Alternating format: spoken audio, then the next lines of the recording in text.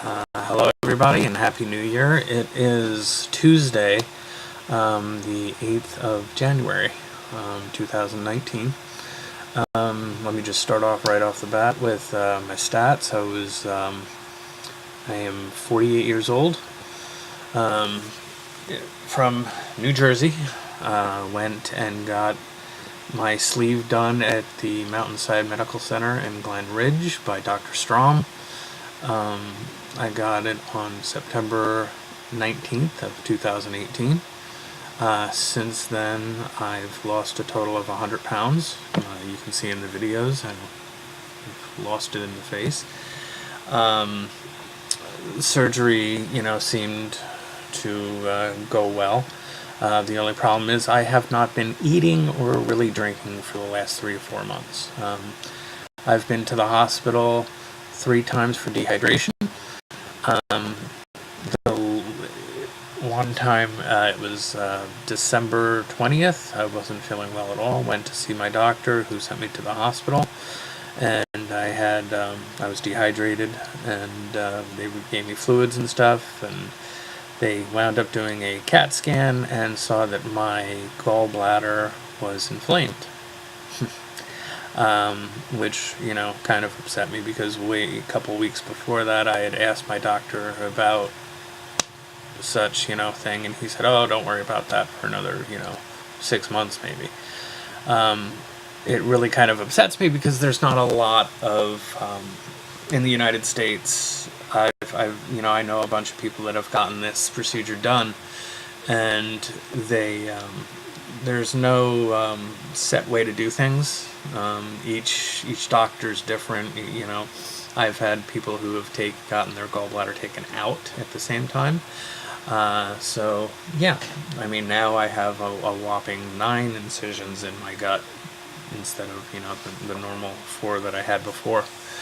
But my main thing right now is just talking about not being able to eat, not feeling well, and being dehydrated.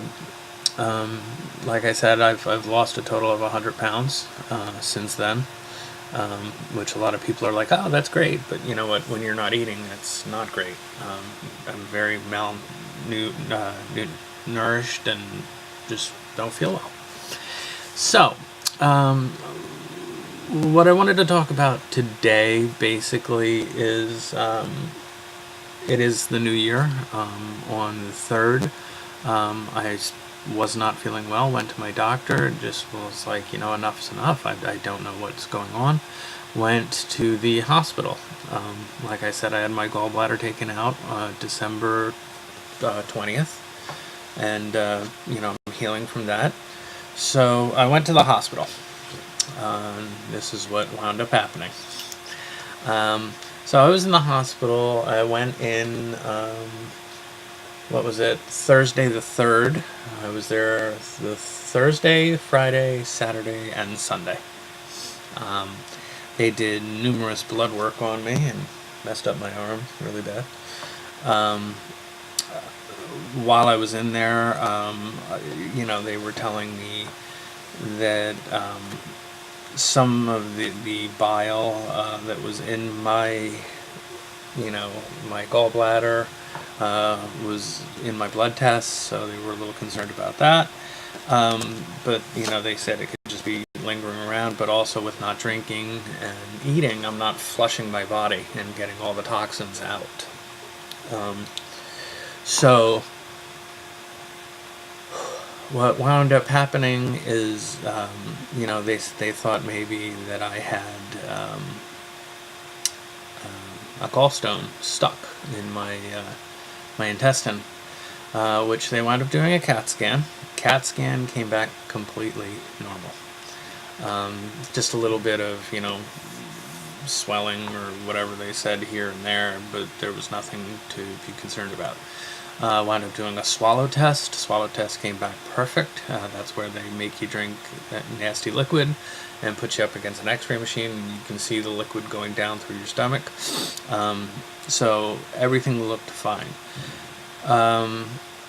They wound up doing an endoscopy, which not to be gross or anything, but this is how red and inflamed, I don't know if you can see that, my esophagus was. So nobody could think of anything. Then I wound up having like I said, I had a CAT scan and I had an MRI done. Both came back negative, no problems. But while I was in the hospital, I was getting really aggravated because I wasn't sleeping, because of course you can't sleep in a hospital. My body started to get very, very bad ripping and burning sensations in my abdomen, and under my armpits, and it was like really bad, where I would try to move and it would just be a horrible ripping sensation that would make me scream. Really, really painful. So, they're telling me, basically it was probably just because I haven't been eating and drinking. I don't buy that. So, my mother, who is a registered nurse but has been retired for quite some time, found out some information, which, when I read about it, I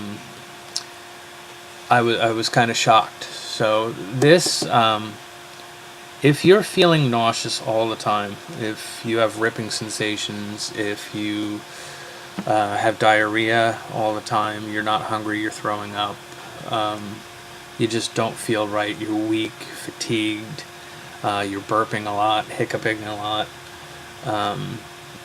that could be an infection called h-pylori, which when you're at a hospital for 4 days and they've run every test, but something's not right, something's not right.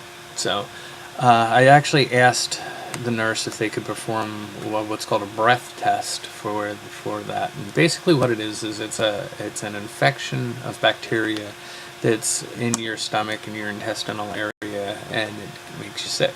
It can basically every single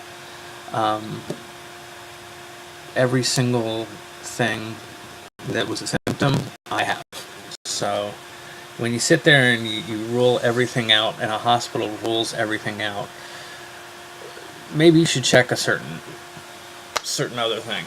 So I brought it up to them, and unfortunately they said that they could not do it there at the hospital, so I had to call my GI doctor, who I just set up an appointment to go have this test done. Hopefully this is what it is, because I can't live like this anymore, and I really want to eat and enjoy my journey that I took. As of now, like I said, I'm regretting it 110%, because I've just been nauseous for 4 months and haven't been able to eat, drink, enjoy myself. So yeah, when there was the preliminary testing before I got my sleeve done, I had to go to my GI doctor and have endoscopy done. And in the endoscopy, they wound up taking a biopsy and ruled that the H. pylori was not there. It was negative. But also doing further reading, I have found that people can get H. pylori from an endoscopy. You can also get it from kissing, saliva, or certain foods. So I'm pretty sure that my endoscopy caused it, or something with the surgery caused it. Like I said, I've done a lot of reading, and I would hope, if you feel this way, you should definitely get this checked. It's pretty messed up, and if you don't get it taken care of right away, it can lead to cancer. It can lead to other things. So you definitely want to get this taken care of. Like I said, I'm hoping to God that I can figure this out. Because, like I said, when you're at the hospital and you have all these, medical professionals telling you they really don't know what it is, you're dehydrated, eat, but you can't. There has to be something else. So, hopefully, I'm going on the 16th. Hopefully, they'll be able to give me some more information and get this done. The one good thing that saves me is the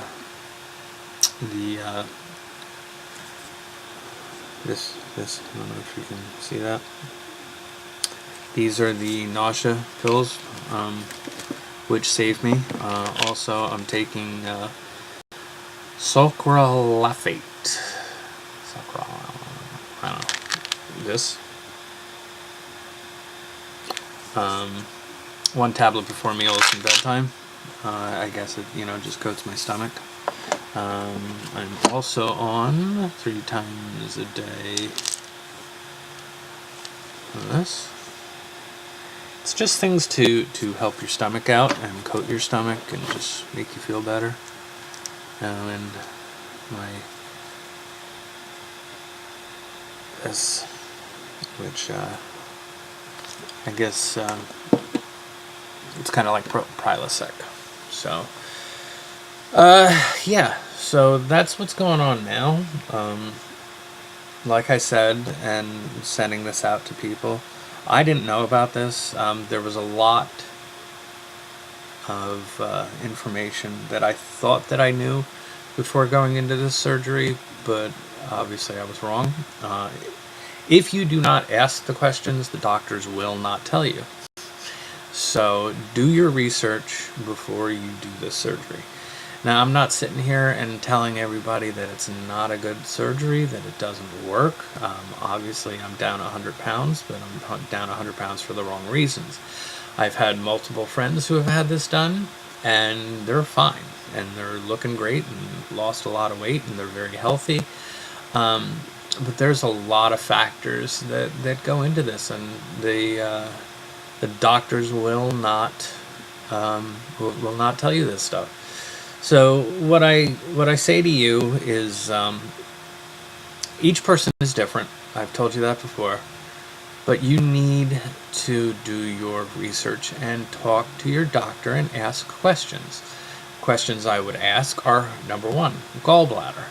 Do you take it out at the time? If not, why not?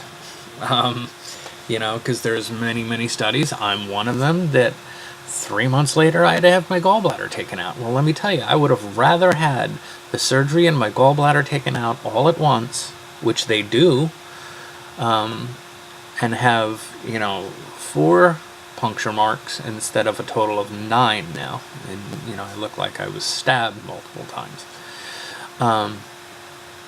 Also ask them about when you have your endoscopy done, of course, if you have the h-pylori bacteria, they will not allow you to get the surgery, but you can get it after. So say the guy, did something and caused it, but did the biopsy, of course it's going to come back negative, but then the result of the endoscopy could have caused it to happen. So then I started getting nauseous, and it's been a hell of an ordeal. But if you want to, if you want some very interesting reading, look up about h-pylori and find out, for yourself what it's about. It's a horrible thing. That's really it. Like I said, the one main thing I have right now, and I don't know in the hospital why the ripping and burning sensation got so bad. I originally was thinking that it was because of the hospital bed, because number 1, I do have a bad back, and laying there, really bothered me. But I think also them hydrating me, and I was down on potassium and down on magnesium. I heard that also that aggravates the h-pylori, pylori, I should say, and that causes that can cause it to be, you know, aggravated and cause more of the symptoms. So that had me thinking, and while every time I read something, I'm like, holy hell, that is so completely me. And you know, when you're going down a checklist of symptoms, and you have every single one of those symptoms, you know, it has to be it. So my word and advice to you is do your research beforehand. Talk to your doctor about your gallbladder. Talk to your doctor about kidney stones. Talk to your doctor about h-pylori. And you know, because when I brought it up in the hospital to, you know, the nurse, to bring it to the attention of somebody, they thought I was crazy, because they were like, oh, well, you know, we've been taking your blood, and if you have an infection, your white blood cell count would be higher, which is definitely not the case. I've read many studies where it doesn't even show up, and the only way to really find it is to have one of these breath tests done. So, do not let the doctor pull the wool over your eyes. Do not let the doctor lie to you. This is your health, your body, your life, so take it in your hands and ask the proper questions and get the proper answers. And if you don't like those answers, get a second opinion. And that is it. And I hope everybody had a great Happy New Year. And I will let everybody know what's going on with me after, you know, I get this test done. Hopefully, keeping my fingers crossed. I'm not, you know, a religious person, and I don't pray, but boy, I'm praying to whoever's listening that this is it, because after 3 months, nobody can give me any information of what my problem is, and I think that I'm hoping that this is it. What I've been told is that to treat it, they give you antibiotics, very, very harsh antibiotics for a 2-week, you know, kind of kill that should knock it out, but there's no guarantee. Also, if, you know, I do have it, I've read people who have done, you know, the treatment, and they've tested positive again, and it's something that, you know, you don't get rid of. So please, you know, keep me in your thoughts, and if you have any questions, comments, or concerns, please hit me up. I will definitely try to answer any questions that I can, or try to help you out in any way that I can. Once again, Happy New Year to you, and I hope everything goes really well for you and your surgery, and healthy and safe recovery. Alrighty, take care.